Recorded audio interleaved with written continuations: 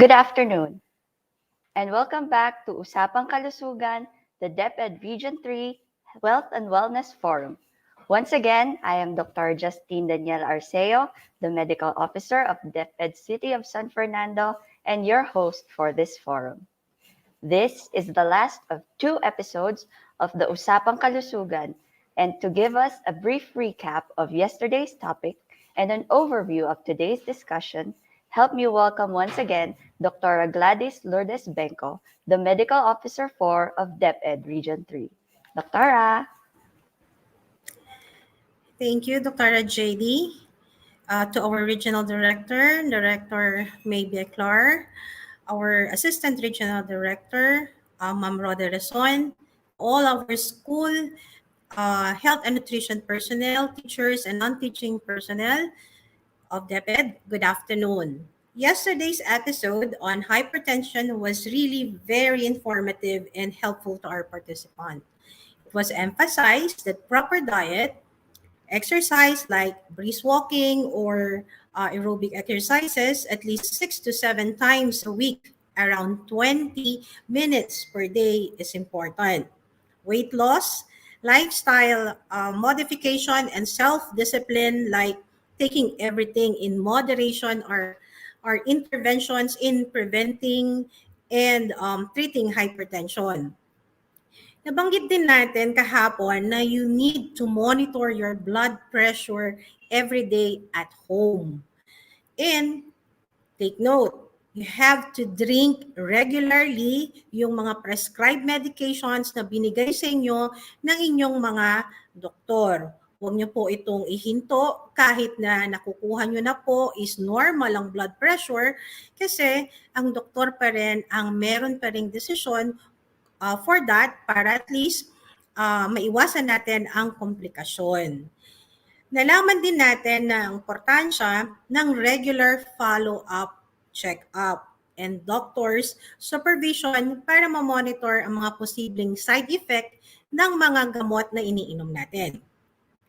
Kaya nga, it is important that we should have our annual physical exam. Kahit na okay yung pakiramdam natin, dahil hindi natin alam, baka mamaya nasobrahan na pala natin ang pagkain ng mga paborito nating mga chicharon, yung mga nuts, o lahat ng mga bawal. Diba? Usually yung mga bawal masasarap eh. So, para makasiguro tayo na okay lahat ang ating blood, ang ating mga sugar, ang ating cholesterol, uric acid, yung mga liver enzymes like SGPT, SGOT, kailangan natin magpa-check up. Lalo na sa mga teachers po natin and non-teaching personnel na nagtitake na ng maintenance medications. Kahapon, nabanggit din ng ating speaker regarding po sa moderation ng intake ng o drinking ng alcoholic beverages.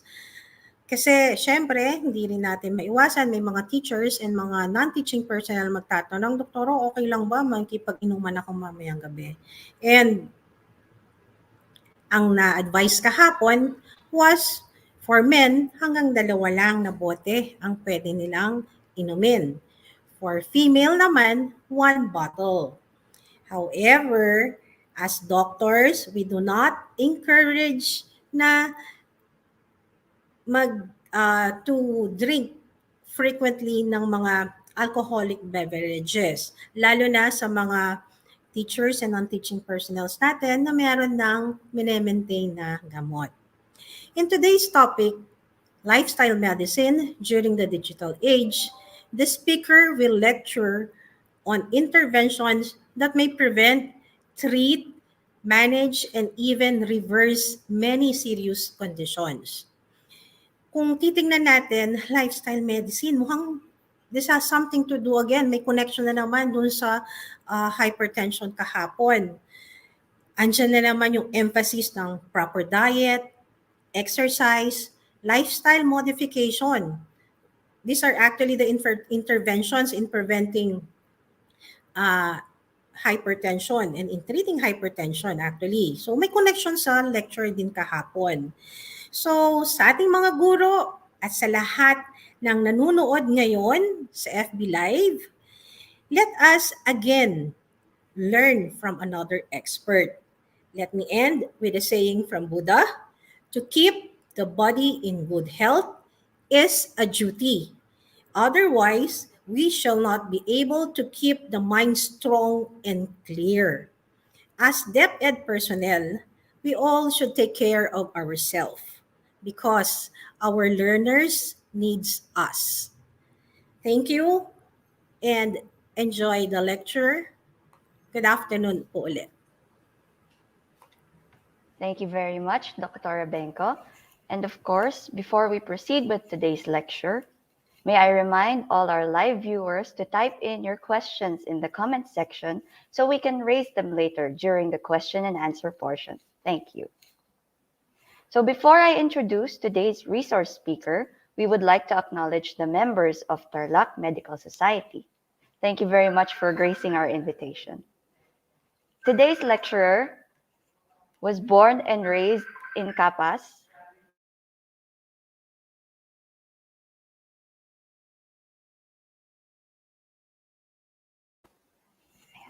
Sorry for that. We had a bit of technical difficulty. So before I introduce today's speaker, we would like to acknowledge the members of Tarlac Medical Society. Thank you very much for acknowledging and gracing our invitation. Today's lecturer was born and raised in Capas, Tarlac.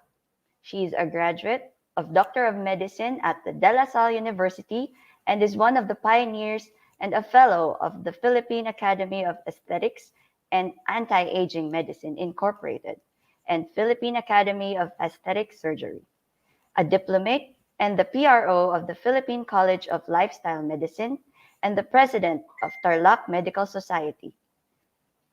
She is currently the school physician of the Dominican College of Tarlac, the segment host of Itanong Mo Kay Doc, Radio Maria Philippines, and is the proprietor of Ethel Vital's Health and Beauty Clinic Capas, Tarlac. And lastly, uunahan ko na po ang mga male viewers natin today. Sorry, gents, but our lovely speaker is happily married to Attorney Benigno Cornes of Victoria, Tarlac. Dear DepEd Region 3, let us all welcome our very radiant guest physician to talk about lifestyle medicine in the digital age, Dr. Ethel Vital Cornes. Doctora, welcome po. Hello, good afternoon everyone. Good afternoon Thank you po. so much for inviting me. Malaking pasasalamat ko po kay Dr. Gladys Beltran Bengco for this opportunity. Sa aking puso ang mga teachers dahil po ako ay isang din. So thank you, Doktora, for that very kind introduction. And thank you din po sa lahat ng members of the society for joining us. Okay, so in this particular lecture, I'm not promoting, I'm not connected with any company, I'm not being paid here. Libreng-libre po to. Okay, sige. So, we will talk about healthy lifestyle. Okay. My lecture with a video.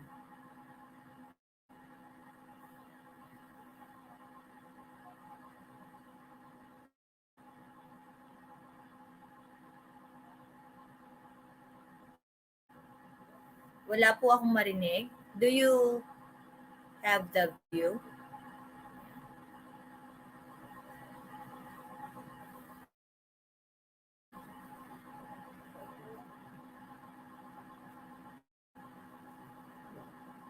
Okay, habang inaayos po, sa lifestyle medicine po, meron po kaming 6 pillars. Nutrition, exercise and physical activity, and substance use like tobacco, smoke, social health relationships, and sleep management also. Sleep and stress management. Okay? So, let's try again po kung pwede na yung video natin na may audio.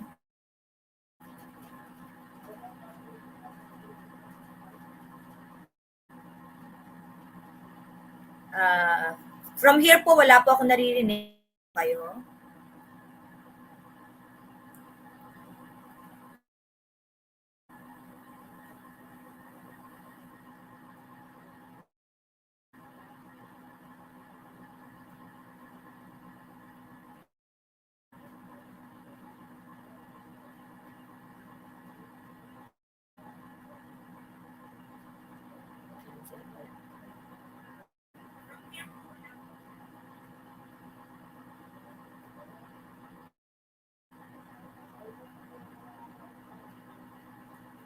Anyway, so sa video pong yan, kung makikita natin, yung 32 years old and pinapakita po nila kung ano yung style niya magmula nung bata siya sa bahay, school, kung ano po yung pinapakain sa kanya, kung ano binibigay na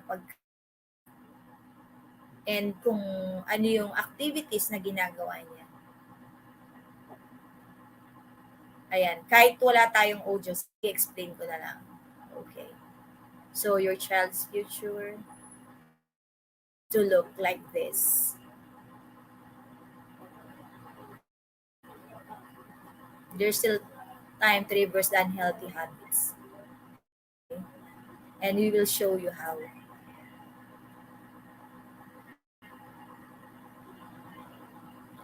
Okay, ayan po yung sinabi ko kanina. Sa lifestyle medicine, yan po ang kasama. Physical activity, sleep, stress management, and substance free, including clean water, sunshine.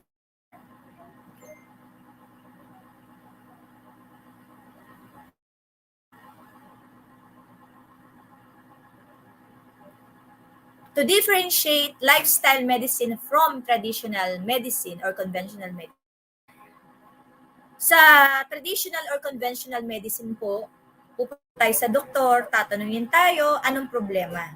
And after that, sasabihin kung ano yung nararamdaman ng patient, and then sasabihin po ng doktor kung ano ninyo. After which, resetahan po kayo ng gamot. Sasabihin din po nila na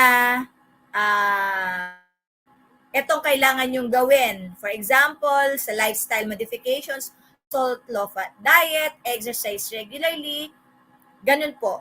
Pero hindi po very specific, hindi detalyado. Unlike po sa lifestyle medicine, detalyado po ang prescription namin. And focus on the root cause, since lifestyle related yung sakit ninyo, lifestyle din po ang tututukan namin. Secondary lang po yung paggagamot. Slide. The top causes of death worldwide. Ito po, number 1, cardiovascular disease. second, respiratory disease, third, cancer, and then diabetes. At kung mapapansin niyo po, lahat ito lifestyle related.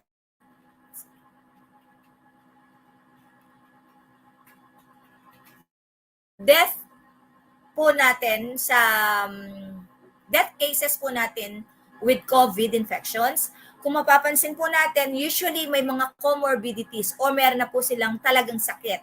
Ano po yung sakit nila? Usually, chronic respiratory disease, high blood pressure or hypertension, cancer. And these are all lifestyle related. So ano pong sa mga merong comorbidities? Nag-lockdown tayo tapos usually ang hindi po pinapalabas yung mga sakit na at saka senior citizens.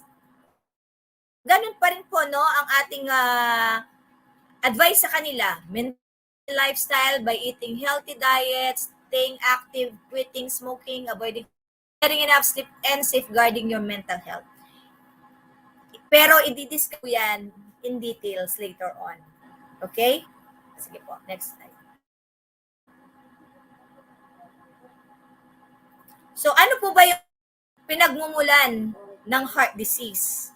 Siguro po si Dr. Lilibel, no, kahapon, na-discuss niya po yung hypertension and siguro na-touch niya rin po yung sa heart disease, no? Ito po yung isa cause po ng ating heart disease, atherosclerosis, no? Pag-build up ng cholesterol plaque sa daanan ng dugo natin sa puso, daanan ng dugo, no? O yung mga ugat-ugat po na. Ito po yung itsura ng ating ugat sa puso. Kung mapapansin niyo po, yung kulay yellow, parang ano yan, mustard yellow. Yan po yung cholesterol plaque, no? So, kung whole food plant-based, yan lang po yung cholesterol natin sa ating mga ugat. Pero vegetarian, konti lang po yung plaque. And then, kung meat eaters po tayo, kung mapapansin nyo, makapal po no, yung cholesterol plaque sa ugat natin. Next slide. Kung makikita po natin yan sa JNC 8 hypertension guideline, so discuss din po ni Dr. Lilibel to. Ang unang no, kung maliit po yung sa next slide po na magnify po. Ayan, nakalagay po dyan, first, implement lifestyle modification. Next slide po. Sa athletes, ayan, paki-magnify po yung unang-una sa taas. Next slide po. Ayan, pa rin po, healthy habits. Next slide. According to the American Heart Association, American College of Cardiology, and the Obesity Society, ganun pa rin po, no? Comprehensive lifestyle modification. Dito po, sa diabetes, to prevent complications, lifestyle therapy pa rin po. Next slide. Sa pre-diabetes, lifestyle therapy pa rin po ang first recommendation. Next slide. Sige po, next slide. Dyslipidemia, hypertension. Dyslipidemia, ito po yung mataas yung cholesterol natin or triglycerides. Lifestyle therapy pa rin po. Next slide.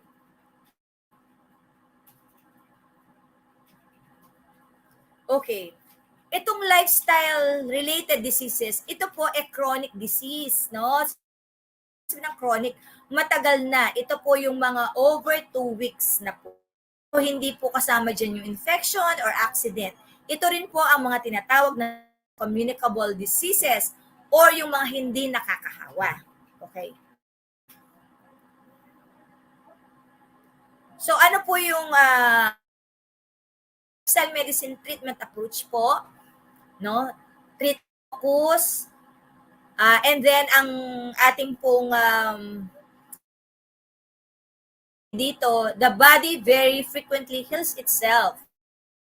No? Lifestyle medicine is root cause focused and try to treat as naturally as possible. Okay, next slide. Kung makikita po natin to, the treatment triangle, or yung lifestyle. And then, physiology, then yung mga reseta na gamot, and then kung talagang hindi surgery. Okay? Next slide.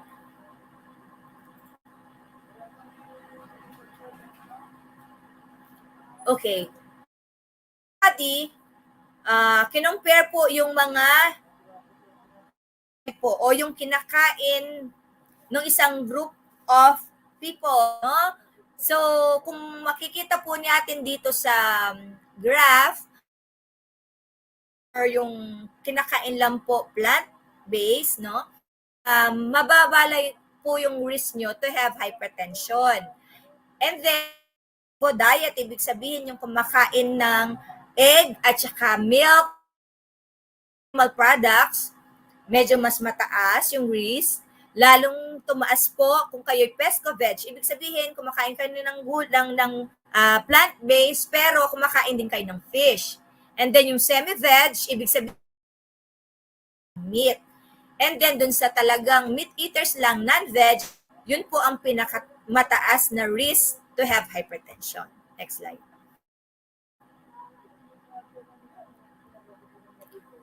Okay. Yung portfolio diet na tinatawag, isang grupo na mataas ang cholesterol. Yung isang grupo, soybeans, almonds, eggplant, and okra for a period 4 weeks. Yung isa naman, binigyan po ng gamot na lobas. Pero kung mapapansin nyo po, pareho lang po yung effect. So, nasa sa inyo po yon kung gusto po ninyong maggamot or gusto change. Next slide. Ganawa na study sa mga may diabetes. Kung makikita nyo, less po yung risk natin na magkaroon ng diabetes kung tayo, pero mas mataas ang risk natin kung tayo ay Next slide po. Ito naman po ang ginawang study sa mga may diabetes, yung lifestyle modification, yung isa, metformin po ang binigay. No? So, ano pong nangyari? Pareho lang po yung result. No? Slide.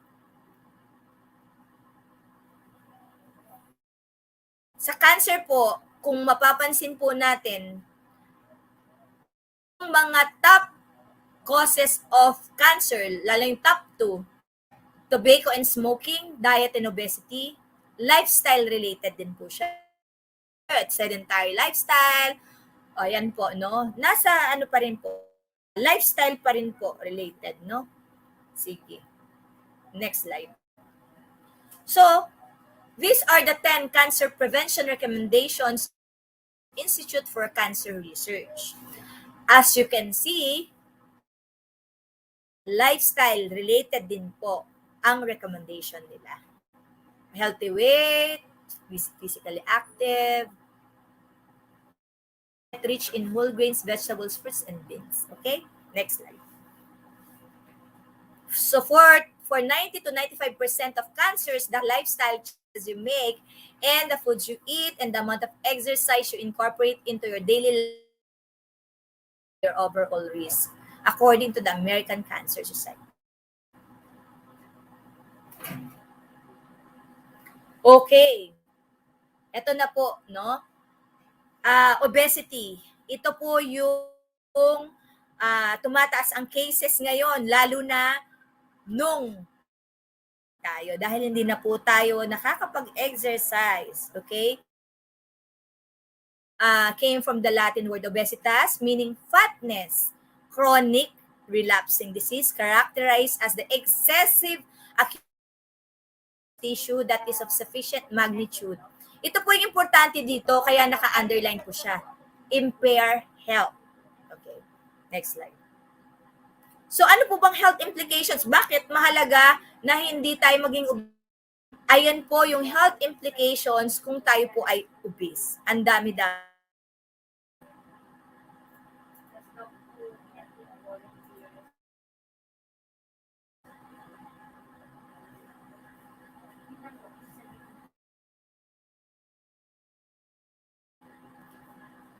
According to the Philippine Association for the Study of Overweight and Obesity, 3 out of 10 Filipinos are...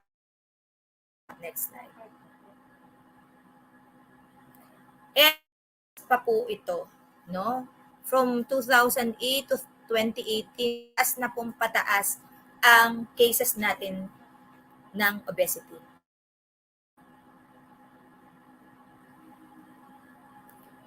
So, tayong tinatawag din na childhood obesity. 50%, no, kung ang isang parent ay obese, and 80% yung risk kung both parents are obese. Okay. So may pag-asa.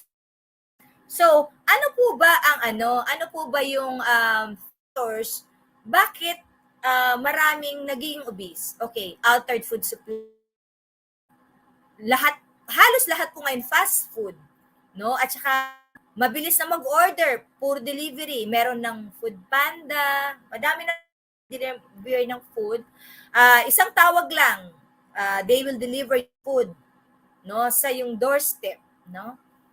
Stress kasi pag nasa-stress tayo, ang tendency po natin, lalo na po mga babae, no, kain po ng kain, tapos lalo na pag sweets, no, chocolates, yun ang gusto namin kinakain. And of course, kung under stress po tayo, kung hindi po tayo nakakatulog, then syempre pag hindi po tayo kagad natutulog, yun, tapos kain tayo ng kain, pero pag-exercise. Cultural influences, madami po tayong handa, birthday, anniversaries, graduation, padasal, alagang aso, no, mansari, lahat. Gusto daan. Ito, sedentary lifestyle. Sabi nga, smoking. Okay? So, lalo na po ngayon, online classes, lagi lang po tayong nakaharap sa computer gadgets. And then social networks. Depende po sa mga barkada natin kung mahilig po silang kumain. Siyempre, yayain tayong napapakain din po tayo. And of course, din sa mga, pag may nagpo-post, may yung kumari natin, best friend natin, merong mga tinitindang cook online, siyempre, o-offeran tayo na business, tayo naman, siyempre, bibili po tayo, no? Slide. So, ano po ba? Okay, so we have our body mass index, body fat percentages, at saka yung waist. We will discuss body mass index. Next slide. Okay, lahat po tayo kumuha po ng ballpen at ng calculator. Let us all compute our body index. Paano po ito kino-compute? Weight in pounds over height 703. Or, ito po mas madali, weight in kilograms divided by your height in meters squared. Ito po yung example. Ayan. Example, si Juan de la Cruz ay 5 feet and 3 inches, 0.6 meters po yun. Tapos, and weighs 8 grams. Po ang example ng computation. Lahat po tayo, please, compute index natin. And please, ilagay nyo po yung nakuha nyong result sa chat box. Tingnan po natin. Okay? Hintayin ko po kayo mag-comment para po malaman natin yung ating BM.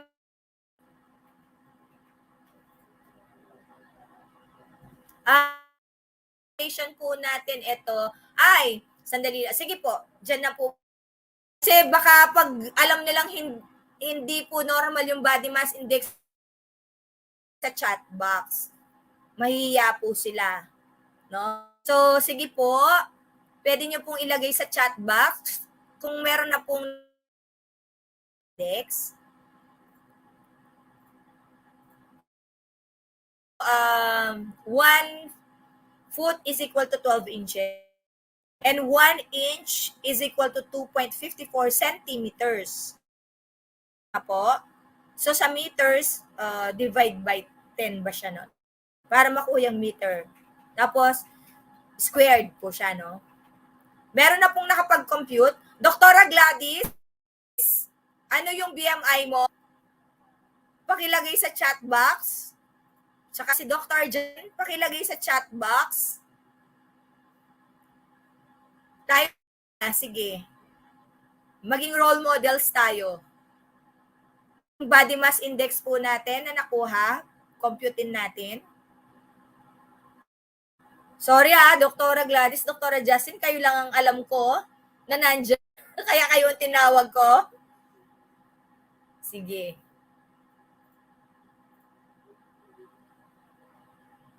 Ayan.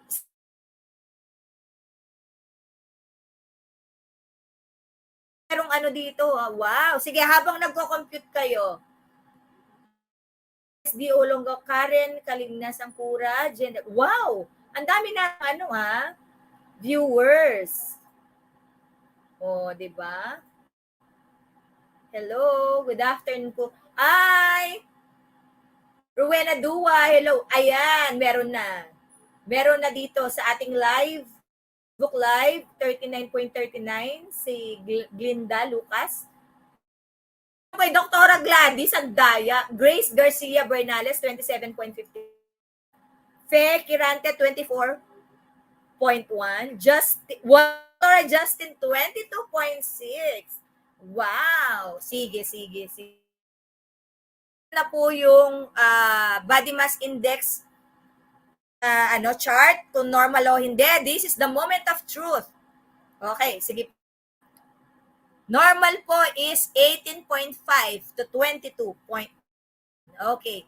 So, kung ang body mass index po ninyo is 23 to 20, overweight na po tayo. Kapag 25 to obese class 1 na po tayo, and more than is obese class 2.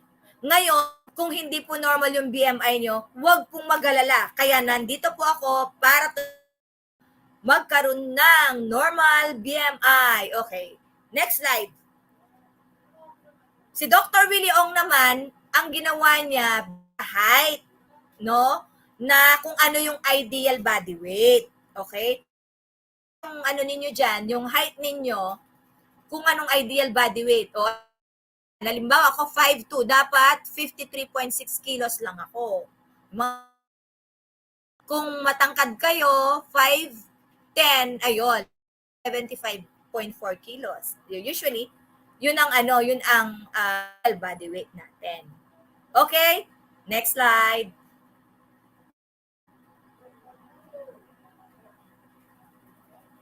Okay. So, dapat meron tayong goal kung nagpapapayat tayo. Hindi ba? Ay, nagda-diet ako magpapayat. Pero hindi natin alam ano yung kailangan nating goal ng ating timbang. Dapat to 10% weight loss. No? So, sa isang buwan, halimbawa po, kung tayo ay 80 kilograms, so fat noon is 4 to 8 kilograms dapat malulus natin sa isang buwan para magkaroon ng significant effects sa ating blood pressure, sa ating blood sugar, cholesterol, decrease risk for stroke, heart disease, back pains, cancers.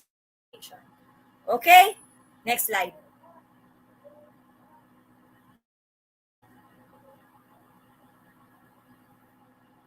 Bakit maging normal yung pong weight na obese? Kasi risk factor din po siya for COVID. Triple the risk of hospitalization due to COVID-19 infection, no? And obesity doubles the risk of mechanical ventilation mga individuals with BMIs of 45 or greater were linked with 61% increased risk of death. Okay, next slide. And of course, obesity din po, no, increases breathing problem called acute respiratory distress syndrome. Pwedeng itong ikamatay ng patients. And of course, sa inflammation, increased risk of inflammation din po sa atin. Okay, next.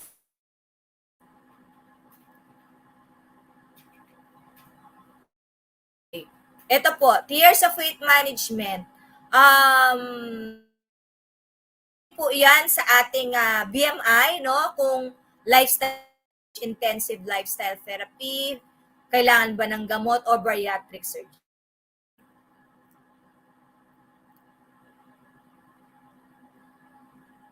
Okay. So, ito po yung kung ano yung BMI ninyo. Yan management. Pero kung ayaw nyo rin po ng gamot at ng kailangan lang po natin talaga mag-lifestyle change. Paano? Next slide.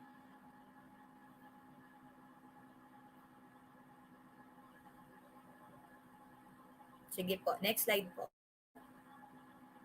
Ayan, okay? So, sa intensive lifestyle therapy, kailangan natin baguhin yung ating pagkain, nutrition, exercise, and behavior. Isa-isahin po natin ito, ha? O, next slide.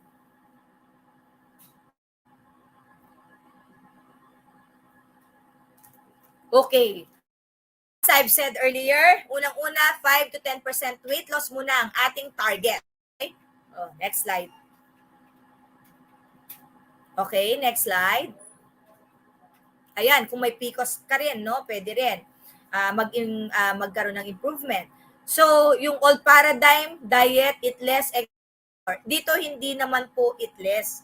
Eat the right kind of food lang po tayo. Next slide. Okay, so physical activity, behavior. Next slide.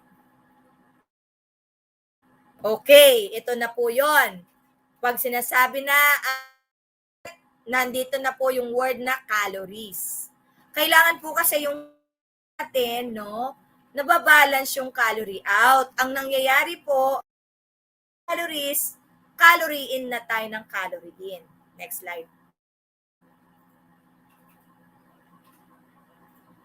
I will differentiate food from nutrition. Pag sinabing food, what we eat when we are hungry and even when we are not hungry.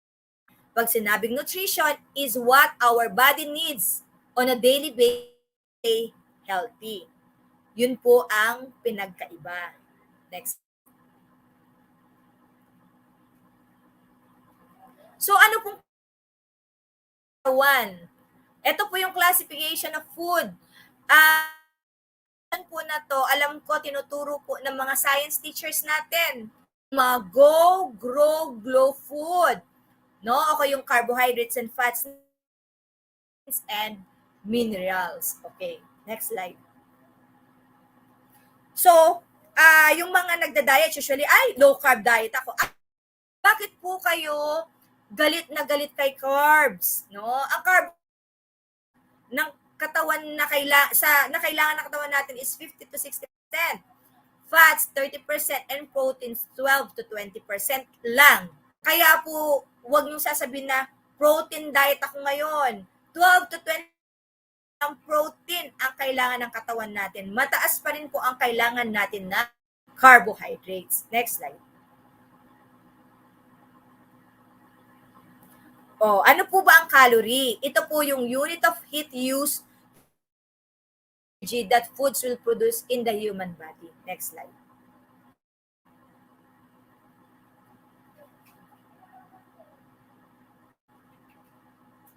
Okay, pakitignan po dyan sa chart. kailangan nyo lang na calorie per day according to your age, if you are sedentary or active. Pag sinabing sedentary, as in talagang nakaupo lang po kayo the whole day dahil sa trabaho nyo. Pag moderately active, meron naman po kayong mga physical activity, no? Pag active, talagang meron po kayong exercise. Okay? So, pakitingnan po dyan. So, usually po, ang po siguro natin nasa 19 to 30 and 31 to 50, no? Yung mga OJ lang po dyan. Tandaan ninyo po yung calorie requirement ninyo, ha? Excuse me. Okay? Pakitingnan po at tandaan.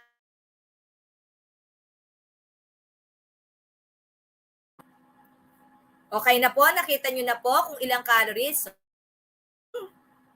Pupunta po tayo sa grocery. Makikita nyo po doon isang chip or potato chip, no? Yung lagay po yung calories doon. Kung mapapansin nyo po, nakalagay doon sa fats 6 grams. Kasi ita times po yun by 9. Yun po ang constant. Pag times by 4 to get your calories. And then yung na grams dyan, ita times by 4 din. Mukha ninyo, yun po ang magiging calories. No? Next slide po. Pakibalik po. Previous slide, please. Sige po. Previous slide. Previous slide nga po. Ano yan eh. Previous slide. Sige po. O yan. Ay, hindi po. Slide. Next slide. Yung may computation. Next slide po. Ay, previous slide. Slide. Sorry. Previous slide. Sige po. Yan. Yan. Dyan po. Ay. Ayun. Yun. Ay, ba't nawala? Yan. Ay. Paano po? Ayun. Teka. Paano yan. Ayan po yung total fat times 936. Total carbohydrates, 19 grams times 4, 7 grams times 4, 8 calories. So, a total of 120 calories. Okay, yan po. Next slide na po. O yan. Next slide. Ito, quick guide lang po, no? Tingnan nyo po. Kakain po tayo ng 1 white rice, 200 calories. Pag po 2 slices of bread, 130 calories. Next slide. Ayan po, boiled egg na lang po ang kainin natin. Mas less calories. Next slide.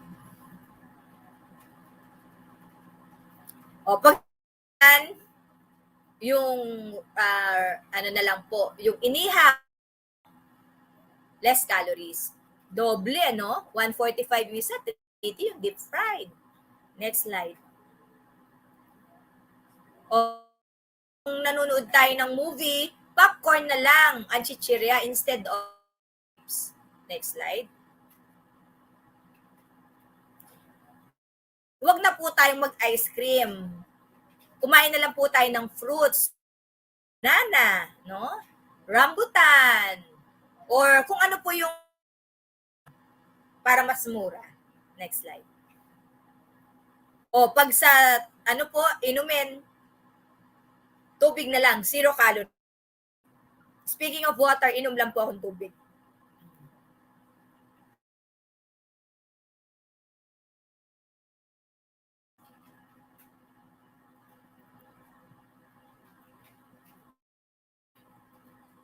Okay, next slide. Okay, ito density, no? Ito po, explain ko po sa inyo, no, ng 500 calories ng iba't ibang klase. Yung makikita nyong oil dyan, ganyan lang kakonti, 500. Yung cheese, ganyan po kakonti, 500 calories. Yung half na busog tayo, 500 calories na yan. Whereas, kung plant-based po ang kakainin natin, busog na busog ka na sa 5 calories. Okay? Next slide. pong ginawa, over 3 to 4 years, benefits ng pagkakaroon ng natural yogurt. Yun po ang nagkaroon ng significant loss sa mga kasama dun sa study. Next. Okay. Hindi po mawawala talaga ito pag nagdi-discuss ako dahil marami nagtatanong sa types of diet. Ang usually tinatanong yung ketogenic diet. Okay. Yung keto diet po, beneficial lang po sa mga taong may epilepsy or may seizures, no? Siguro po yung iba pumapayat, pero kumusta naman po yung cholesterol? Now, ang aming nire-recommend lang po talaga. Yung intermittent fasting, depende po kung ano po yung trabaho ng mag-intermittent kung kaya po niya. Kasi kung minsan, ang intermittent fasting usually kakain, kung minsan po ang last kain mo halimbawa is so hindi ka kakain ng 7, 8, 9, 10. Dapat hanggang 10 a.m. hindi ka kakain. Kaso kung ang trabaho mo or mabigat ang trabaho mo at kung halimbawa may high activity ka, hindi po pwedeng matagal na hindi ka kakain, no? So depende rin to tolerate po ninyo yung intermittent fasting para kung yun ang gagamitin nyo as a type of diet kung ay gusto nyo magkaroon ng weight loss. Okay. Health is of wealth. Invest in yours by eating whole and processed foods. Okay. Next slide. What do I mean by food? That is that overly processed. In other words, nothing bad has been added and nothing good has been taken away. Okay, i-discuss ko po yung level of processing ng food natin. Pag sinabing whole food as nothing has changed between the plant and the mouth. Level 1, so ibig sabihin ng whole food, halimbawa, namitas ka ng bayabas, kinain mo siya as bayabas. Level 1, slightly processed, smashed or cut by not but potato, nilaga ninyo, ginawa niyong mash or nilaga nyo lang siya, tapos kinain nyo, slightly processed kasi naluto na siya. Okay?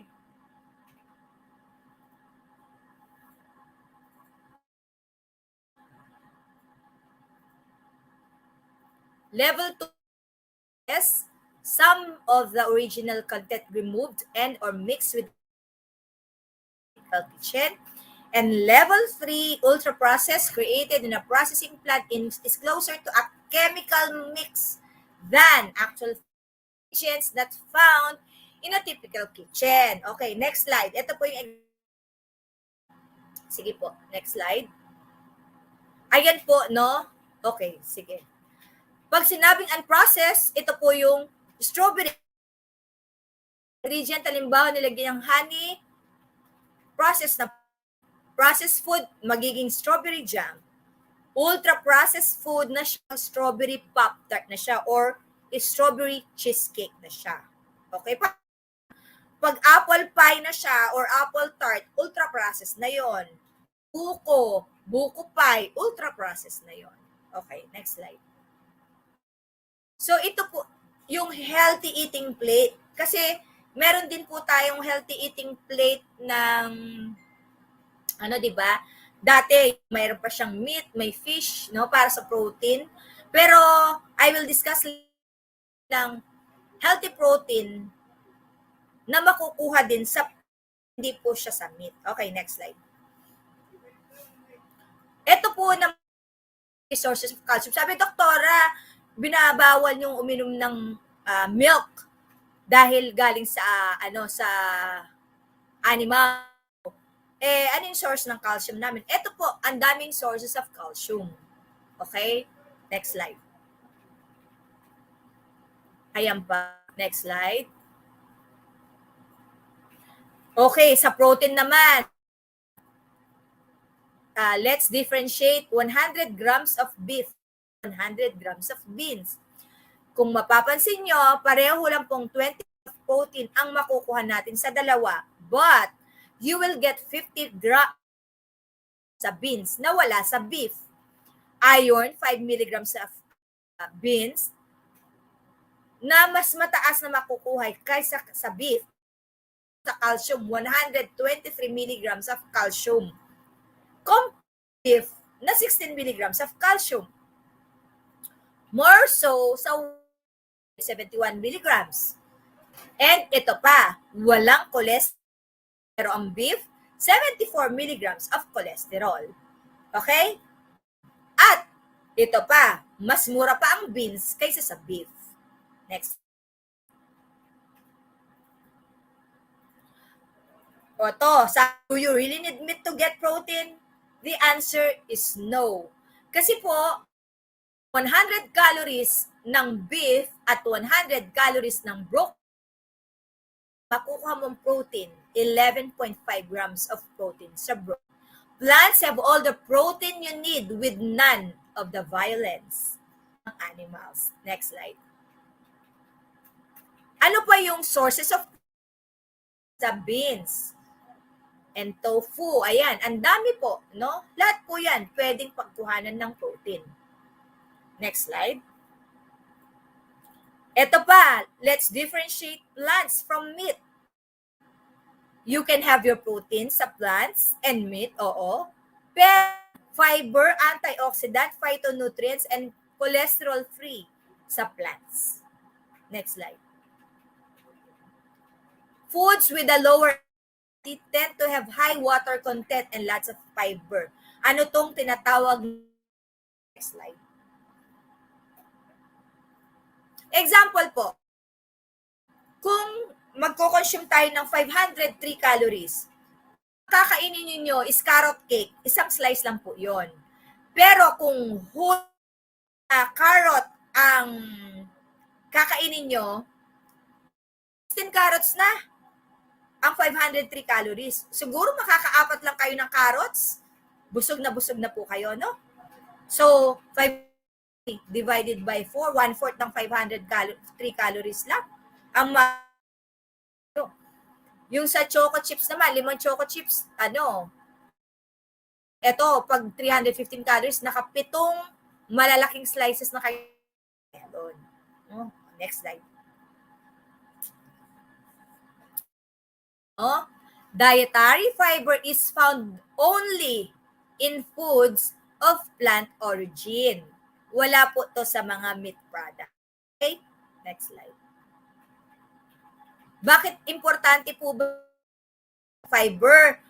Para po sa ating digestion.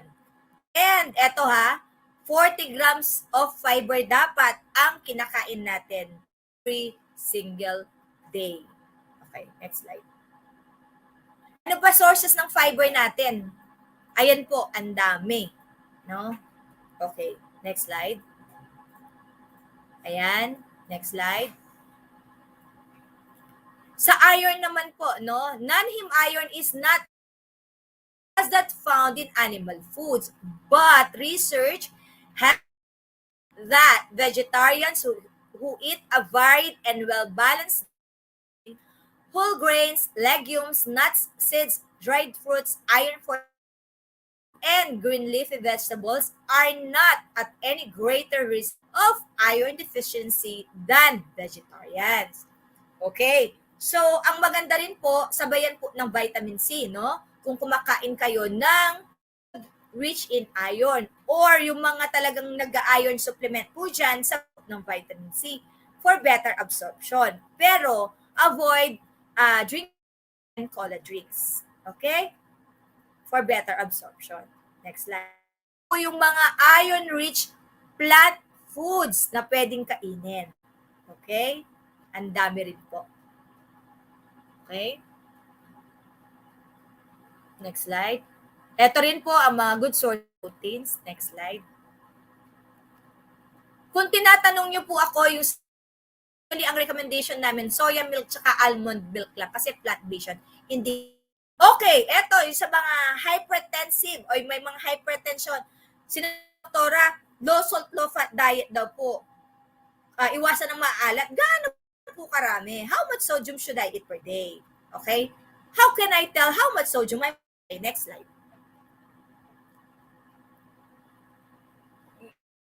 Ang adult should eat no more than 6 grams of. Ang isang teaspoon po kasi isang kutsarita is 5 grams, no? So, yun. Okay? Next slide. Kapag po merong mga products na kalagay, sodium-free, very low sodium. Sabi pong sodium-free, less than 5 milligrams po of sodium per serving po. Contains no sodium chloride. Pero pag sinabing very low sodium, 30 milligrams or less per serving. Pag low sodium, 140 milligrams or less siya. Okay? Next slide po. Okay. This is a quick hand guide, no? Para yung portion natin kinakain natin. Like, ito po, medyo mabait pa po to, no? Inaalaw pa yung butter. Lifestyle medicine po, gusto lahat talaga plant-based, no? Sa dapat, size of your fingertip lang. Sa peanut butter, size of your thumb. Cream, size of your closed fist, no? Sa isa naman, pasta. Ganyan lang po kadami. So, yan lang daw po yung size ng kakain or meat. No? Next slide. Sabi nga rin po, eat a rainbow food. Bakit? Kasi po, iba-ibang colors, health benefits na makukuha natin. Okay?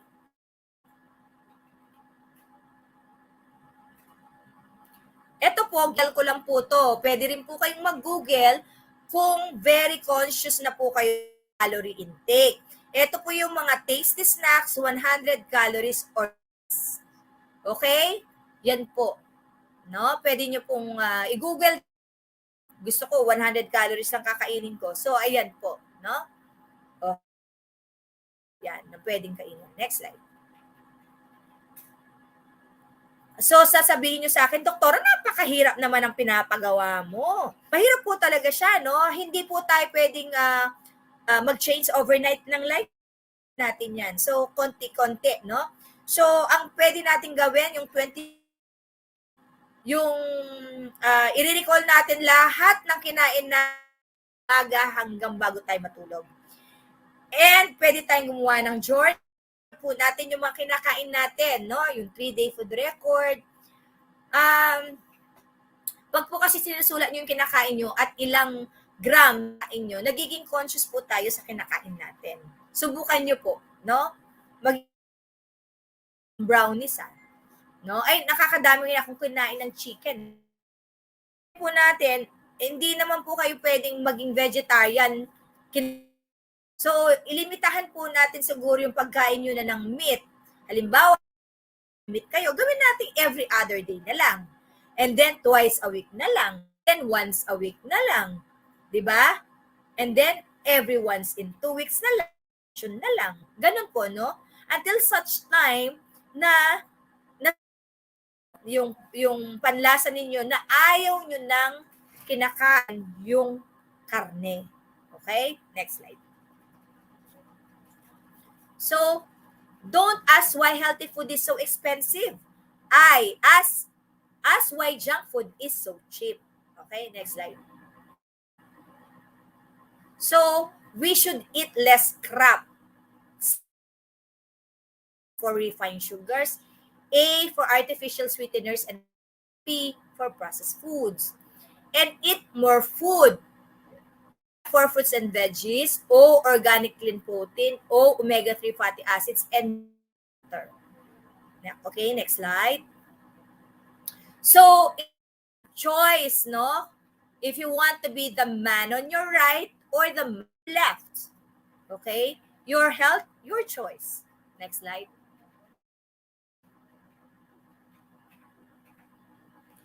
Okay, bago ito po yung itanong nyo sa sarili nyo. Is this food an investment in my health or at the expense of my health? Okay? Tatanungin ninyo bago kayo kumain. Okay, next. Okay, now, let's talk about physical activity. Pag sinabing physical activity, ito po yung body movement that results in energy expenditure. Ang pinagkaiba, exercise is a planned, structured, and repetitive done to improve or maintain fitness. Okay.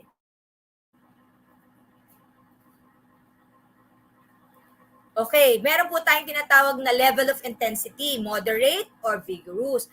Pag moderate, you're working hard enough to raise your heart rate and break into a sweat, and you're able to talk but unable to sing the words to a song kasi hinihingal ka na. Because ito talaga yung mas matindi. You're breathing hard and fast and your rate has increased significantly and you won't be able to say more than a few words without pausing for the next line. So, ano po ang recommendation? Pag moderate exercise, 150 minutes per week. Nyo pong gawing 30 minutes every day for 5 days. Or yung iba, 1 hour, 1 hour po sila nag-exercise o 45 minutes, no? 3 to 4 times a week. Yun po, no? Huwag nyo pong biglain yung sanay. Pakonti-konti po, no? Para hindi po mabigla. Okay?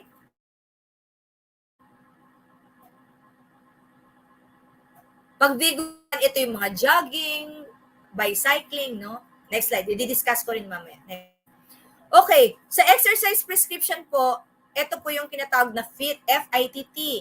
Frequency, kung ilang beses, intensity, time and duration, and kung anong type. Next slide. Okay. So, pakitingnan po dyan, ano yung recommendation natin. Po yan kung ilang taon na kayo at kung anong gusto nyo type of exercise. Kung halimbawang mahilig po kayong mag-zumba, okay, zumba. Kung gusto nyo walking lang, okay din lang. Kung gusto nyo naman jogging lang, no? So, tayo siguro dito sa adults, no? 5 times per week, moderate, and 150 minutes per week. Yeah. Okay, next slide. Ito yung exercise prescription. Ito po si Dr. John D. Pasupil, kasama kong officer sa lifestyle medicine, no? Isa siyang obesity and weight management specialist. Halimbawa, ayan, 3 times a week, you can talk while active minutes each day, walking briskly to jogging. So, very specific po yung prescription namin for exercise. Okay, next slide. So, dapat daw po kung talagang magkaroon ng normal BMI or normal weight, dapat kumakain tayo ng breakfast para po sa whole day, no? Pag breakfast, kumain tayo ng husto, burn pa rin po natin siya the whole day. Unlike po kung hindi kayo mapaparaming kain mo ng lunch, pati dinner, yun po ang mahirap. Kailangan, magwe-weigh din po tayo. Tignan natin yung weight. Sasabihin mo, ilang bang timbang mo? Ilang bang target weight mo? Hindi mo alam. Dapat nagwe-weigh po tayo. Dapat may target din tayo. Ito, dapat less than 10 hours of TV per week. Ako, hindi na ako siguro, hindi na masyado, no? Puro gadgets na lang kasi, cellphone, nanonood rin ng Netflix, nag-Facebook, no? And then, eto, physical activity by walking. Okay, didiscuss ko. Next slide. Eto po. Sasabihin nyo, Doktora, namamlansya naman po ako, nag-waste po ako sa bahay, naglalaba naman po ako. Pwede na po ba yun? O kung kailangan yung tandaan. For example, 43 years old, no? And ang target intensity natin is moderate. Ito po yung constant. Now, yung ano po natin, ang ating heart rate po is 60 to 100 beats per minute. Yun po ang normal, no? Ito po ang constant. 220 minus your edad. That's 177 beats per minute. Multiply by 75%, no? Para makuha mo yung target heart ninyo na 133 beats per minute. So, kaya kung ginagawa mo yung exercise na yon, yung heart rate mo, umaabot siya 33 beats per minute. Okay? Maliwanag po yun. Okay. Next slide. Yung iba po naman, gusto walking lang. Ako, I love walking, no? Pag naka 1 mile kayo, approximately that's 2,000 steps. And kung naka 2,000 steps kayo, 100 calories. Pero ang talagang recommended 1,000 steps a day to burn 500 calories.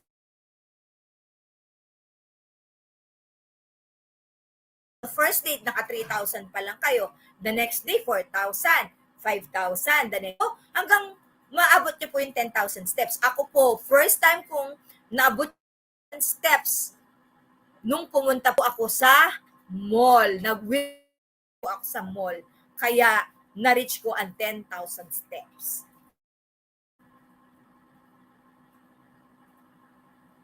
Okay. Kailangan po, meron po tayong goals, no? Sabi ko po kanina, kailangan nagwe-weigh po tayo. Ito po yung pedometer or accelerometer. Pwede rin po ito sa cellphone. Meron pong app, yung Pacer. Download po ninyo yon habang nag-walking kayo or nasa bahay lang po kayo or hawakan yung cellphone. Marirecord po yung doon, yung number of steps po ninyo. Okay? And we should also be smart. Specific, measurable, assignable, or attainable, realistic, and meron po tayo dapat target date. Halimbawa, may attend tayong event, no? Kailangan, usually po kasi may reunions or may wedding, pag December, marami po, no? May target date po tayo kung natin marireach yung ating target weight, no? Okay, next slide. So, bakit po importante ang physical activity and exercise sa COVID? No? Para po mas lumakas po ang resistensya natin at yung ating immune system para mas mababa yung natin or inflammatory processes na nagkakaroon tayo pag meron. Okay? Next slide. Next slide. Okay, practical tips, doktora. Work from home kami. Okay, walang problem natin. Kapag po may kausap po kayo sa phone or nagfa-Facebook kayo, maglakad po kayo. Ugman kayo ng bahay. Every time may ite-text kayo, tumayo kayo at maglakad. Every time na magre-ring ang cellphone ninyo, tumayo kayo at maglakad kayo. Pansin, kuminsan 30 minutes or to 1 hour nakapaglakad kayo sa loob ng bahay. Or, kung may remote control ang television ninyo, kung nanood pa kayo ng TV, huwag niyong gamitin, tumayo po kayo para ng movement pa rin, hindi yung nakahiga lang po kayo or nakaupo. Okay? Para-paraan, sabi nga kung gusto, maraming paraan. Ano? Halimbawa, nagpiprito po kayo ng isda, luto, maglakad-lakad kayo or mag-sit-ups kayo. Sige, or sa mga guys, pwedeng mag-push up. Okay? And then, or habang nag-Facebook or nagbabasa, maglakad po kayo. Sa work po naman, pwedeng habang nakatayo and then naglalakad-lakad in a circle, sabay-sabay. Yung trash can ninyo, ilayo ninyo sa inyo para kung may itatapo kayo, tatayo kayo at itatapon nyo sa malayo. And kung uminom ng tubig, dapat 3 liters of water. So, uminom po kayo ng maraming tubig para lagi rin po kayo ihi at pupunta po kayo lagi sa banyo para tumayo. Di ba? And then, kung halimbawa po sa mga nagta-travel naman, ninyo yung sasakyan po ninyo sa malayo sa pinupuntahan nyo para meron po kayong chance na maglakad. Commute kayo, pumara po kayo 1 kilometer away dun sa pupuntahan nyo. No? Baba po kayo dun at saka maglakad kayo. And kung nasa mall kayo, instead of using the elevator and escalator, pwede kayong mag-stairs. Or kung nasa escalator kayo, pwede ka rin kayong maglakad. Huwag niyong hihintayin na tumaas yung escalator. Okay? So, para-paraan po, no? So, next slide. So, does exercise increase appetite and therefore cause you to eat more? Is both yes and no. Okay? Sige po.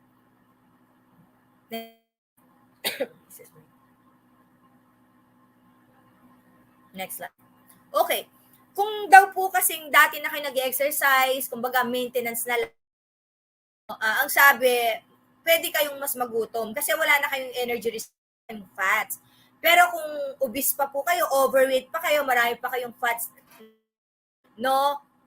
Ayun, hindi naman po kayo parang magkakaroon pa rin ng appetite. Kasi, lalo na kung mauuhaw kayo, inom po kayo ng inom ng tubig, mabubusog na po din kayo. Okay?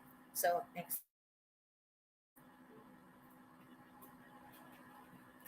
So, ang sabi, doktora, lahi po namin ng cancer, lahi po namin ng may diabetes. Your DNA is not your. This means our lifestyle based on choices, largely within control, influences the remaining 70% our health. So, 30% lang po yung sa genes naman. 70% is still sa atin po. It's up sa lifestyle natin. Next slide. Ito naman po sa kailangan po ng sunlight, no? Ganun ang exposure sa sun. You need only 15 minutes of sun exposure to the hands, arms, and face to produce vitamin D. And sana po 7 a.m. to 8 a.m. pa masyadong masakit sa balat. Okay? Next slide. Siyempre, para din po tayong mga gadgets, we need also to rest, mag-recharge, no? Now, so, depende po sa age, kung ano recommendations natin. So, kung bata, no, mas mahaba po yung kailangan na tulog. Pero sa adults, no, ganun pa rin po, 7 to 9 hours of sleep. Okay, next slide. Bakit kailangan po natin natulog? Okay? Without enough sleep, the brain becomes more sensitive to negative thoughts and feelings, which causes an increase in hormones like cortisol that naturally cause a rise in blood pressure. No? Kaya usually po yung mga call center agents, ang babata pa po nila, pero ang tataas ng presyon dahil lagi po silang. Next slide. Ito na ko Facebook. Kaya sinama ko, natutuwa ko. Tips if you can't sleep. Wi-Fi. Disconnect yourself on your gadgets. Kasi po, Facebook or Netflix, no? Maganda yung next episode, no? Isang episode na lang. Tapos biglang, ano na nangyari? Next episode na lang. No? Ayun, pagkita nyo, alas 3 daling araw. No? Okay, next slide. Substances po, eto, sa alcohol intake, ang limit po is 1-2 drinks per day lang po sa lalaki. Sa babae, 1 drink daily. Pero, mas maganda. Next slide. Ito naman po sa mga naninigarilyo. Okay? Kung naninigarilyo kayo ngayon, sige, meron pa pong pag-asa. po yung paninigarilyo nyo na 20 minutes kayong hindi naninigarilyo, at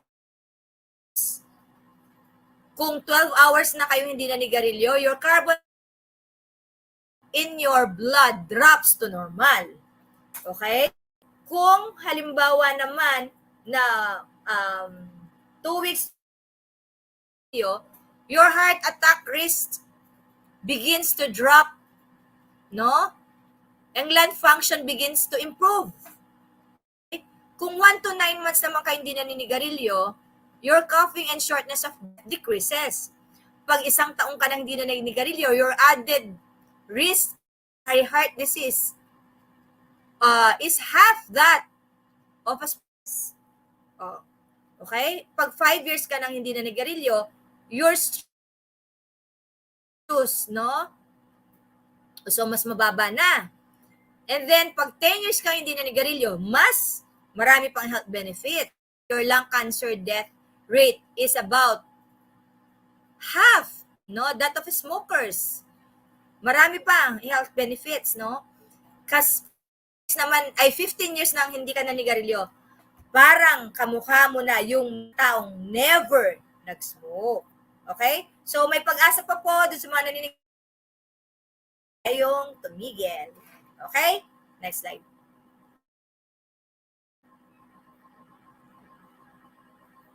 Okay. Siguro, iniisip nyo na ano nang gagawin natin. Style change na ba tayo beginning tomorrow? So, ito po yung mahirap kasi, no? Okay. Pre-contemplation. Ayan, nalaman nyo na kay Dr. Ethel. Ito pala ang dapat nating ayan. Contemplation. O kasi, mo, syempre, kung magkakasakit ako, baka mas maaga akong madededo. Anak ko. No? Preparation. Ayan. Ay, bibili cover shoes ko, mag-walking na ako bukas, mag-exercise na ako.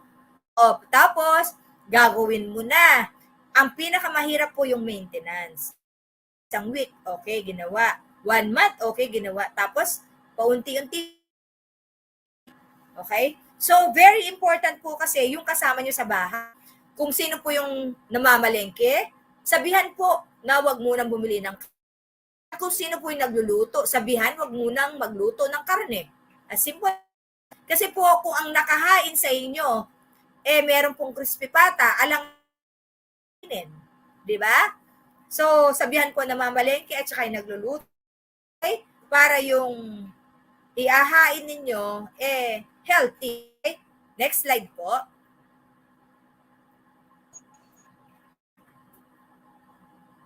Okay.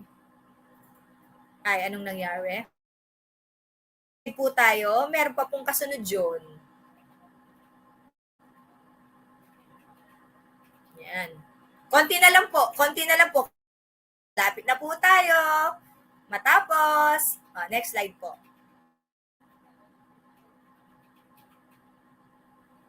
Pakibahan natin, no? Religion and lechon is the perfect combination. Lechon takes you a step closer to God.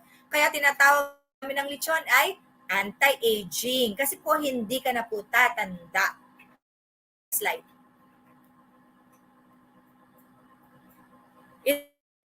Pag yung pasyente, anong gusto mo? Magla-lifestyle change ka ba? And surgery gusto mo? Naku, sasabihin, doktora, hindi po exercise. Iinom na lang po ako ng gamot. Okay, fine. Nasa inyo po yan. Next slide. Next po naman, manage stress. Okay. Ito po, lalo pa din, mataas po yung cases natin. Ang dami pong depressed. Ang daming may anxiety and panic attack. Okay, sabihin, positive self-talk. Sasabihin mo, kaya mo to, no? You're okay. Okay. Emergency stress stoppers. Kung sino at ano ang napapastress, was muna. Tapos, pwede po kayong mag-yoga or Zumba or exercise, whatever. Manood ng mga inspirational movies para po ma-relieve yung stress ninyo. Next slide. Ano pang pwedeng ayan, dangers of stress kasi, no?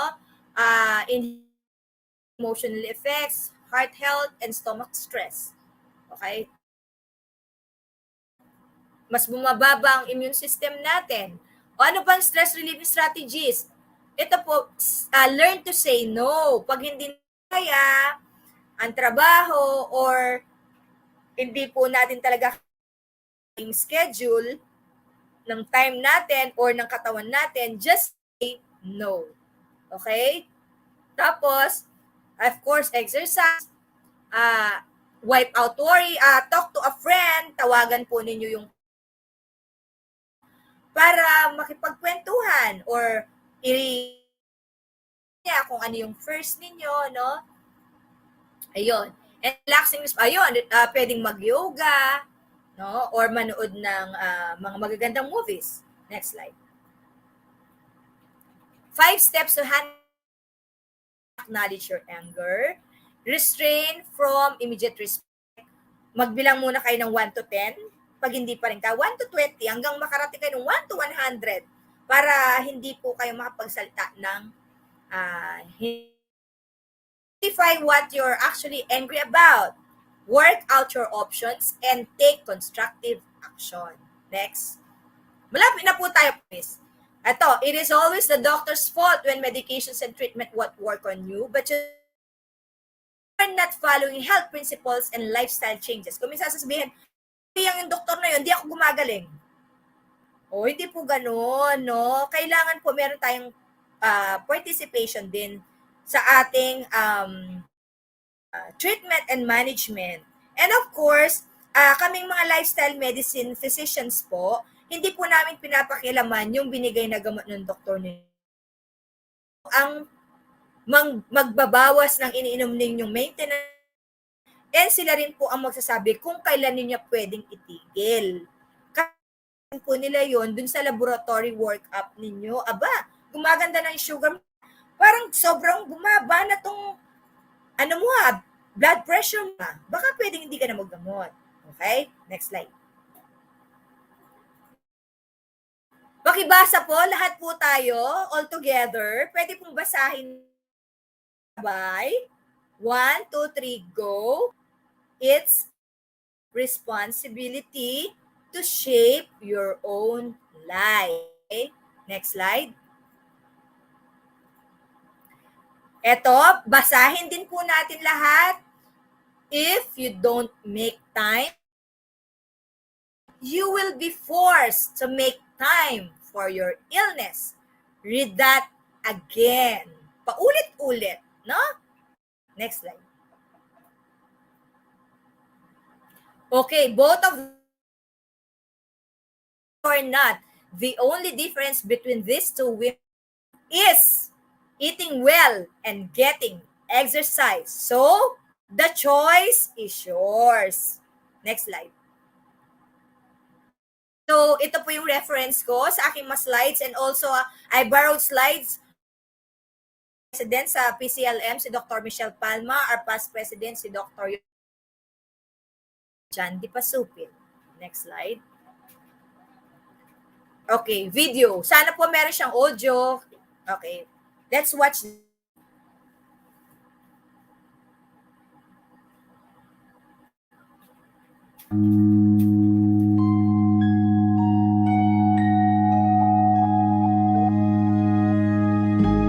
What will your last 10 years look like? Will you be quick enough for a game of tag with your grandchild? Strong enough to embrace every moment?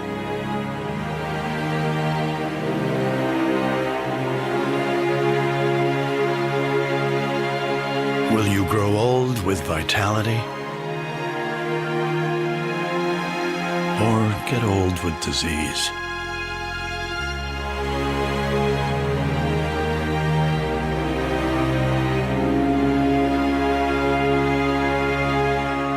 It's time to decide. The average Canadian will spend their last 10 years in sickness. Change your future at makehealthlast.ca.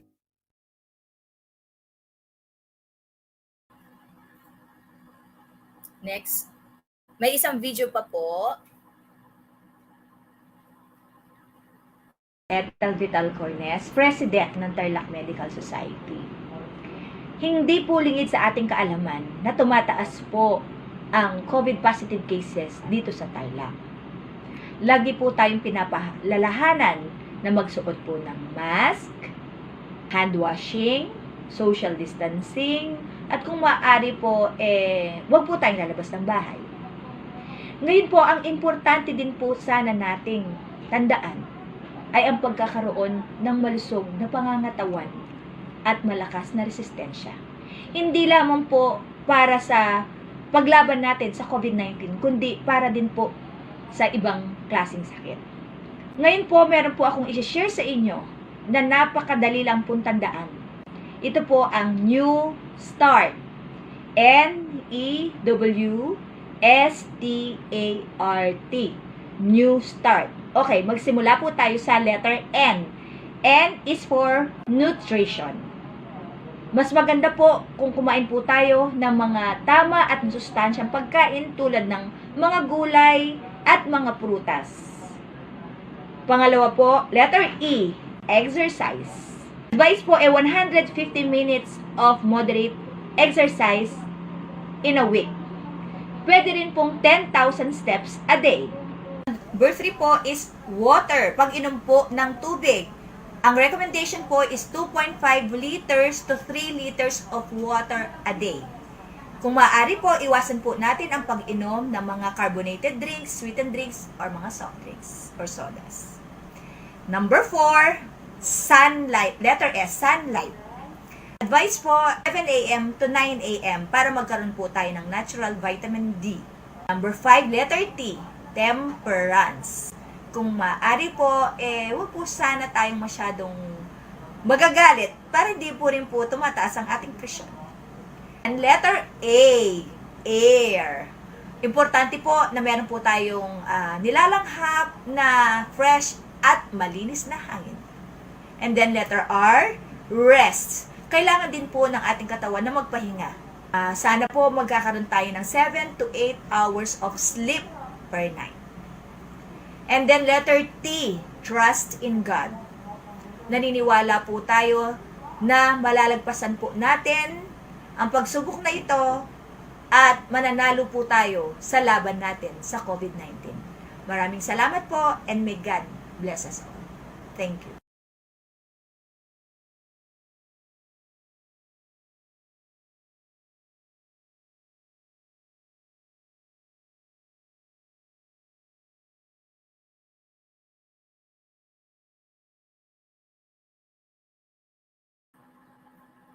Sorry na ayan. So, pwede po kayo mag-join sa Dr. Ethel Vital at your service page. Meron po akong page sa mga taga-kapas. Next slide. Ako po yung itanong mo kay Doc Host, no? Every first, third, and fifth Thursday month, 7 to 8 p.m. Kung sa radyo po, 9.7 FM sa Tarlac. At meron din pong Facebook Live ang Radyo Maria Philippines. I think that is my last slide. And thank you so much. I hope you learned something from this lecture. And I will be glad to entertain questions if you have any. Thank you. Ayan. So thank you very much, Dr. Ethel, for that very comprehensive talk about lifestyle medicine. Sana nakilala ko po kayo nung ako po ay obese pa. Parang Hindi ka naman na-obese ngayon. Well, Okay malaking lang, at least tulong po sana po ang mga advice ninyo sa mga, lalo na sa mga may pinagdaanan ng obesity kagaya ko. So lahat po ng tinuro ninyo talaga ay naka-refresh sa akin sa lahat ng pinagdaanan ko din at mga decisions na kinailangan ko din gawin to achieve a healthier lifestyle naman din po. So now let's move on nga po to the question and answer portion. So meron lang po kaming manghilan-ngilan na mga common questions po ng ating mga teachers sa Region 3 na pwede po ninyong masagot para po sila po ay magkaroon ng liwanag at mas madali po silang makapag-decide to lead a healthier lifestyle po. So for our first question po, with the increasing rate of obesity po, is there a correlation between obesity and polycystic ovarian syndrome po? And follow-up question po doon is, lahat po ba ng may PCOS ay overweight or obese? Doktora? Actually, meron po kaming ang nagle-lecture po na about sa PICO sa amin and lifestyle medicine ay isang OB, no? Obstetrics and gynecologist po siya. Nakasama namin sa lifestyle medicine. Yung pong bagay ang nagagawa po, no, ng normal BMI sa management po. If meron po bang OB dito, isa po kasi yun sa nire-recommend din po yun, no? Lifestyle. Though ang ano po diyan, syempre kasama po yung hormonal, malaking bagay daw po yung lifestyle change. Opo. Yeah. So, Kung gusto yes. niyo po, meron po akong kung gusto niyo pong i-recommend ko po kayo dun sa OB. Kaso medyo malayo po siya. Nasa Manila po yung clinic niya. Pero marami po tayong Region 3 sa Central Luzon, and marami din po. Okay po. So, thank you very much po, Doctor. And personally po kasi ako, na-diagnose din po kasi ako with polycystic ovarian syndrome. Kaya po talaga lumaki din ako ng todo. Yes. At talagang nirecommend din po ng aking OB noon na mag-lifestyle modification po talaga para ma-achieve na po ang healthier lifestyle din po. And malaking tulong po talaga for our viewers na hindi lang siya para makorek yung illness, pero it really is a self-discipline na lang din, na hindi lang yung dahil gusto mo lang ma-achieve yung goal weight mo, pero dahil gusto mo ding mabuhay ng healthier at mas, sabi nga dun sa video ni Doktora kanina, we want to live a longer and healthier life. Lalo na gusto nating umabot sa edad na inabot nung nandoon sa video natin kanina. Yes. So, yon. Next question, Doktora. Though nasabi nyo na po kanina, and siguro po for further elaboration na lang po, what can you share po about crash diet naman? May mabuti po ba itong naidudulot sa katawan po natin or sa health natin? Lalong-lalo, what can you share po about crash diet po? May mabuti po ba itong naidudulot? Naglalag ka. No? Hello, Doktora? Sorry, Doktora. Oo. About? Ayan. Clear na po? Ayan. About? Crash diet po. Crash diet. Crash diet. Yes. May mabuti po ba itong naidudulot sa ating katawan or sa health po ng isang individual? Lalong-lalo na po dito sa Region 3, talagang masarap pong kumain ang mga tao po dito sa atin at masarap po ang mga pagkain natin dito. So usually po, dyan nagre-resort ang ating mga patients or yung mga teachers natin or yung iba learners pa nga po natin na gusto talagang bigla-bigla na lang pong nagpapapayat. Okay. Earlier, ang goal lang po natin is 5 to 10% ng weight loss, no? So, depende po kung yung weight ninyo, computin po natin yung 5% nun, or 5 to 10% po ang target muna natin to have a significant effect sa health natin, to decrease our blood pressure, our cholesterol level, and hindi ang ina-advise namin, hindi naman yung hindi ka kakain Kakain ka. Pero, di ba? Yun lang po ang advice namin. Kakain ang pagkain. Okay? Hindi po kami nag-advise ng huwag kang kumain. Tama po yan. Everything is good, pero in moderation naman po. Tama po. Did I answer your question, Doktora? Yes po. Thank you very much po for that. And so, tandaan po natin, hindi po advisable na mag-crash diet po talaga tayo just for the sake na pumayat tayo or ma-achieve natin yung goal weight natin para lang din magkaroon ng significant effect sa ating mga health naman din. Yes, kailangan po kasi nutrition. Diba? Dinifferentiate ko yung pagkain sa nutrition. Yes. So, yun. Kailangan nutrition, hindi lang pagkain. Tama po, tama po. Overall, our health matters pa din talaga. Hindi lang po yung Yes. physical appearance naman din po natin. Yes po. Then, next question po, Doktora. Though, I know kung ano na po ang stand ninyo dito, pero syempre po, just to make it clear sa ating mga audience po, advisable po ba, Doktora, ang mga gamot na pampapayat? How effective and safe po ang mga ito? Doktora? Okay. Apo. Yung pong kanina na sinabi ko, meron po talagang kailangan na tulungan na siya ng gamot, ng pills, no? Meron naman po safe, and meron pa nga po na injectables. Ako magsasabi ng brand, hindi po ako magsasabi ng specific gamot, pero you can message me if you want. Meron po itong supported by evidence-based po sila, no, na studies. And marami pong mga medical doctors ang nagre-recommend nito. So, depende po yan sa health conditions din po, no? Kung walang contraindications sa mga existing medical nyo, so okay din lang po sila. Pero hindi to. If you want po, you can message me. Po. Yes. Kung magsalita ng brand. Okay. Ayun. So, tama po ang sinabi ni Doktora. And before po tayo mag-try ng mga kung ano-ano mga gamot po out there, it's better na makausap po natin ang ating mga doctors, ang ating mga attending physicians, or si Doktora Ethel, ang ating napakagandang doctor naman din, di ba? Para ma-achieve natin ang ating healthier lifestyle naman din. Next question, Doc. To elaborate further, what are your thoughts about the keto diet or yung low-carb intermittent fasting natin at saka yung mga pescatarian diets po natin? Kasi madami po nauuso ngayon, di ba, Doktora? So, meron po bang specific diet that you would recommend? Or ano po ba yung marirecommend ninyo for those individuals who really tried hard to lose weight pero are having difficulty achieving their desired goal naman po?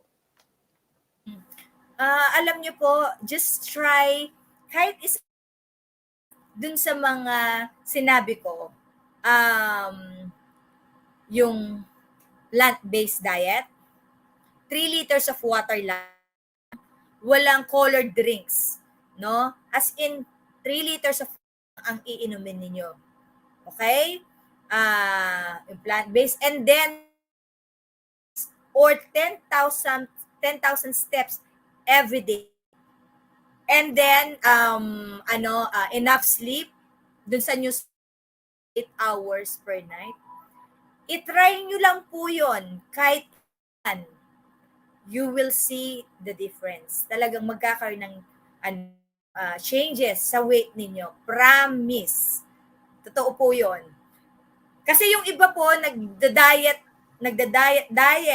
pero ay, hindi ako kakain ng kanin, pero kakain siya ng cookies, chocolate chips, di ba? So, ang ano lang nito, hindi ako magdi-dinner. Pero, merienda siya ng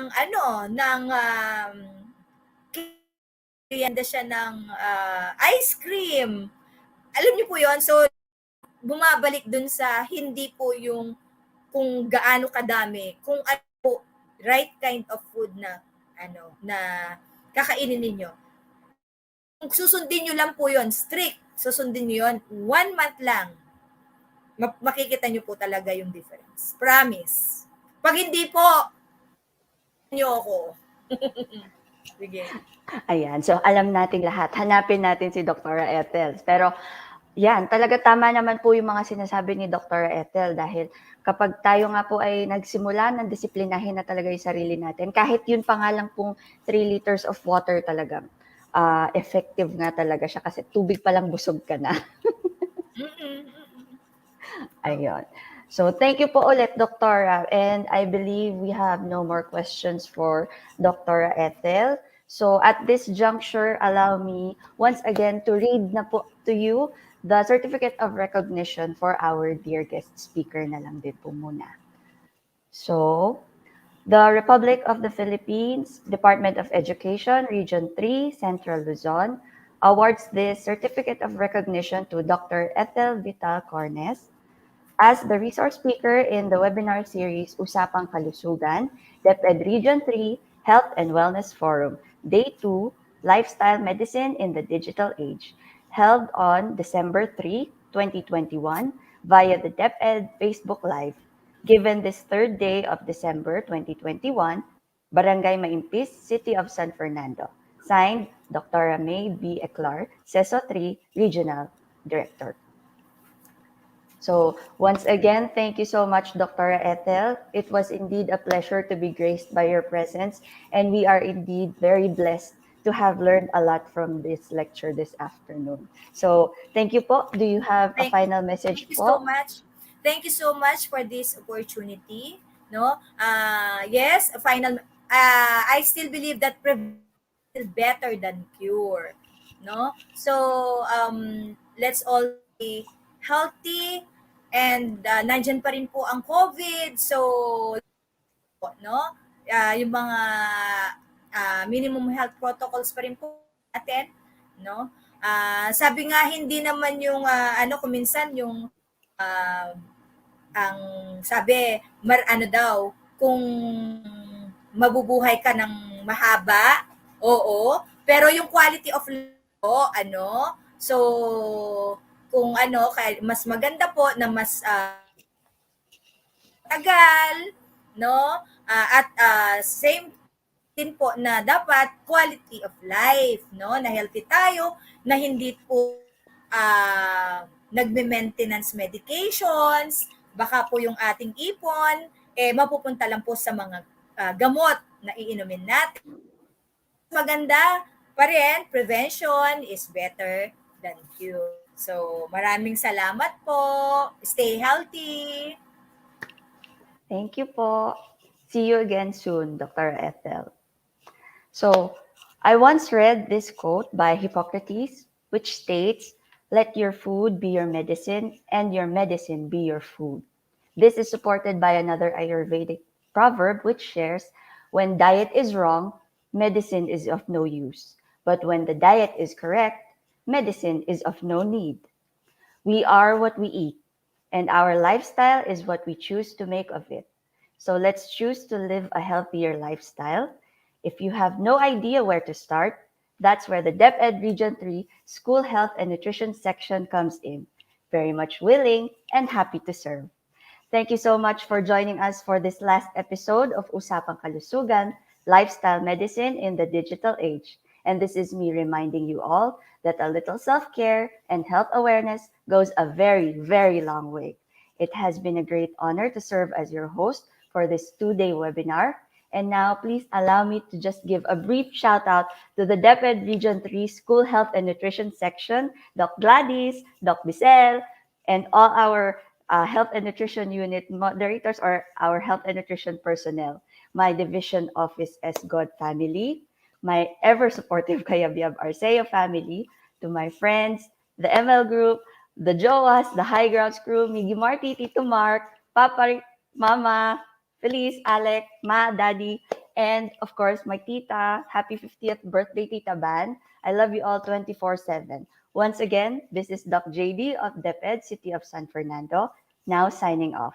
Keep safe and God bless po.